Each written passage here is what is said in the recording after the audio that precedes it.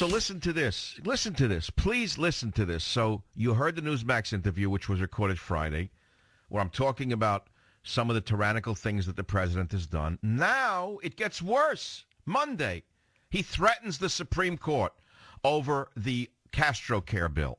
He takes a shot at them, they say. He calls them a group of unelected men. Have you ever heard of a president in your lifetime saying that the Supreme Court is a group of unelected men? Have you ever heard of anything like this? Have you ever heard of a threat like this? Do they now need around-the-clock police protection? Listen to what the president said. And I just remind conservative commentators that an unelected group of people would somehow overturn a duly constituted and passed law, Obama said. Have you ever heard of anything as arrogant in your life? Have you? Well, of course, the cover-up artists are already in overdrive.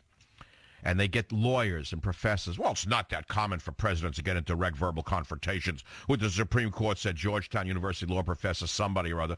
But it's also not that common for the Supreme Court to threaten to override one of the president's central legislative accomplishments. That is utter rubbish. That is total rubbish. The Supreme Court has overridden many, many, many laws. Many.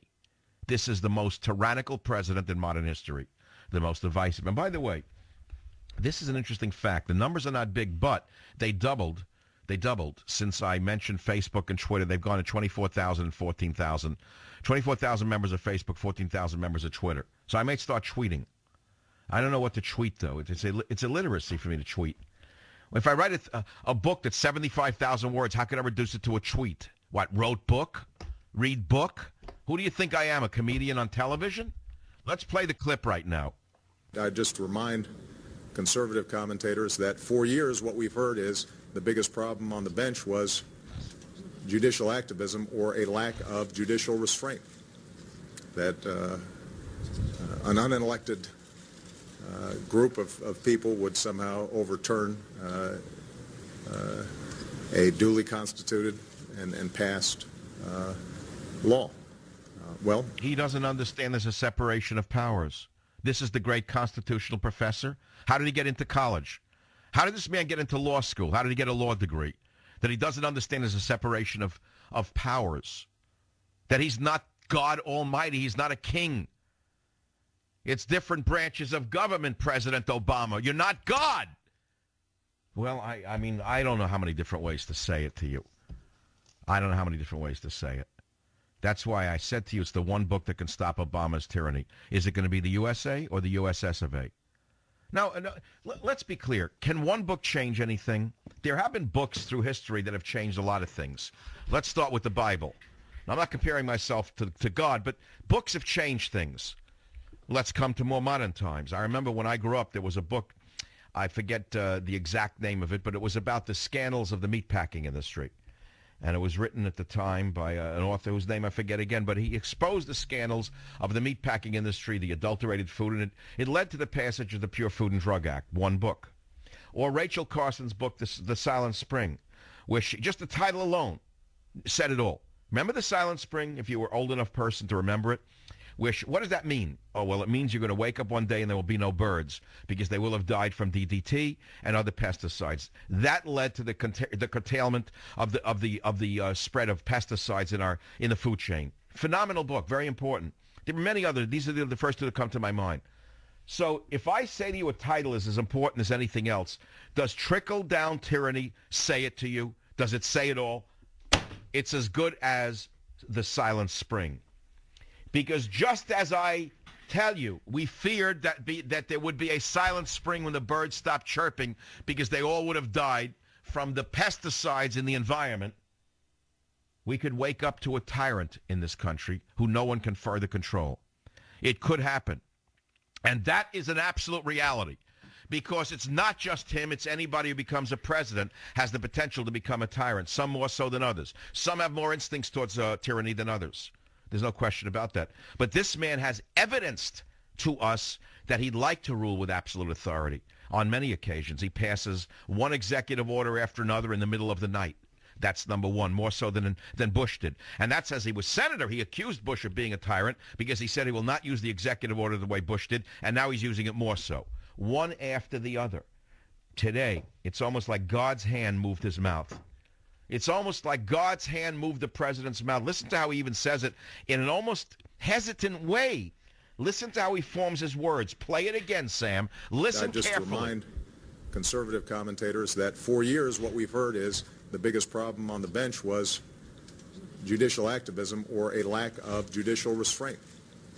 That an unelected group of people would somehow overturn a duly constituted and passed law. He calls the Supreme Court an unelected group of people, like they're just a flash mob at a discotheque. Can you believe this? Can you believe that these pesky checks and balances are standing in the way of this man? He believes the Constitution is obviously obsolete. He believes that these pesky checks and balances have no place in a modern society. This is who you have in the White House now. This is what you did. This is what you progressives have done to this country. You've put a tyrant in the White House. And he's a tyrant on a minor scale, by the way. Petty tyrant, petty dictator. Not yet total, not absolute power. But make no mistake about it. Power corrupts. Absolute power corrupts absolutely. Make no mistake about it. We have a man who would like absolute power. And the whole object of our constitutional democracy is to curtail these instincts. So he uses language like this. He threatens the Supreme Court. He calls them this unelected group of people. That doesn't scare you? Chris in Florida, how do you feel about the president warning this unelected group of people against striking down Castro Care? I actually have a theory on it. The initial vote actually happened this past Friday. So what I'm thinking happened is Kagan somehow tipped off that the vote didn't go too well. So now Obama's going to use this, Tea Party court talk and unelected talk because he's going to demonize the court, and he's going to use it as a whipping up his base opportunity for the election. Wait. So in other words, she told him how it went, since she was never qualified to begin with. She's basically his spy inside the Supreme Court, his puppet. So how does he win by saying a thing like this? Is this a campaign slogan? Is that it? Well, what he's going to do is it's one of two things. He's going to use it to, like I said, whip up his base to try to get, to the Tea Party court, demonize the court, make it look out it's a right-wing court, or he's going to try to change your mind of a Kennedy or a Roberts in the meantime by putting this. Okay, so they're still debating it. I see. Okay, so in other words, he's threatening the center. Right. By the way, during his meeting today with the President of Mexico and President of Canada in the Rose Garden, he did not talk about the fact that he killed the Keystone XL oil pipeline from Canada's oil sands in Alberta to the U.S. Gulf of Mexico. You know that he destroyed that. It would have been the greatest job creation and U.S. energy creation in our history, and he destroyed that. You know that he didn't even talk about that? And by the way, the President of Canada was so disappointed that he visited China in February to explore alternatives like sending the oil to their port in Vancouver and shipping it to China. Because remember this, Canada has the world's third largest oil reserves, more than 170 billion barrels, right after Saudi Arabia and Venezuela. And Obama said we don't want it. What does that tell you about this man's fanaticism and the fact that he is an academic wed to this psychosis of alternative energy, which is 20 to 50 years away from us right now? I'm sending you a copy of what? If you name it, you gain it. Trickle-down tyranny. Okay, you're a winner. Winner. Now, I can't go on and on, but it's as though God moved this man's hands, and the way he said it is very worrisome unto itself.